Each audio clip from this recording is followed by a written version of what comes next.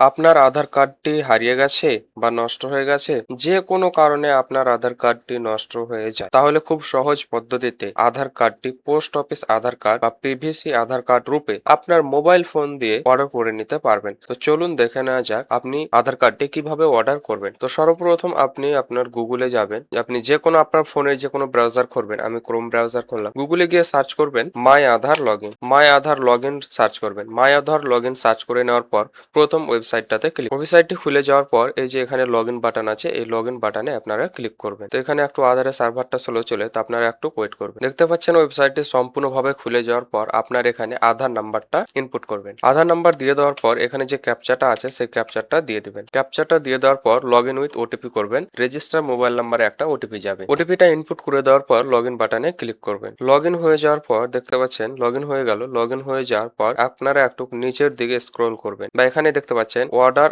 আধার PVC card, এই জায়গাটাতে আপনারা ক্লিক করবেন। এখানে ক্লিক করে দেওয়ার পর আপনার আধারের ডিটেলসটা চলে আসবে। এখানে আপনারা নেক্সট বাটনে ক্লিক করবেন, এখানে অ্যাকসেপ্ট করে দেবেন। অ্যাকসেপ্ট করে দেওয়ার পর আপনাদের শুধু পেমেন্ট কাটবে 75 টাকা, দেখতে পাচ্ছেন 75 টাকা চার্জেস কাটবে, জিএসটি চার্জেস। তো আপনারা এখানে মেক পেমেন্টে ক্লিক করবেন। মেক পেমেন্টে ক্লিক করে নেওয়ার পর এখানে ইউপিআই সিলেক্ট করবেন, এখানে কিউআর জেনারেট হয়ে যাবে। তো আপনারা এখানে স্ক্যান করে পেমেন্টটা কাটিয়ে দিবেন। পেমেন্টটা সাকসেস হয়ে যাওয়ার পর আপনারা একটু ওয়েট করবেন, এখানে ব্যাক নেবেন না। দেখতে পাচ্ছেন পেমেন্টটা সাকসেস হয়ে গেল। সাকসেস হয়ে যাওয়ার পর এখানে আপনারা ডাউনলোড অ্যাকনোলেজমেন্টে ক্লিক করে নেবেন। SRN নাম্বারটা দিয়ে আপনারা চেক করতে পারবেন যে আপনার অর্ডারটা কমপ্লিট হলো কি হলো না, বা কতদূর এলো কি এলো না। তো এইভাবে খুব সহজ পদ্ধতিতে আপনারা আপনার আধার কার্ডটি পোস্ট অফিস আধার কার্ড মাধ্যমে আপনি অর্ডার করে নিতে পারবেন আপনার মোবাইল ফোন থেকে। ভিডিওটা যদি ভালো লেগে থাকে তাহলে একটা লাইক করুন এবং পরবর্তী ভিডিও পাওয়ার জন্য আমাদের চ্যানেলটি সাবস্ক্রাইব করুন।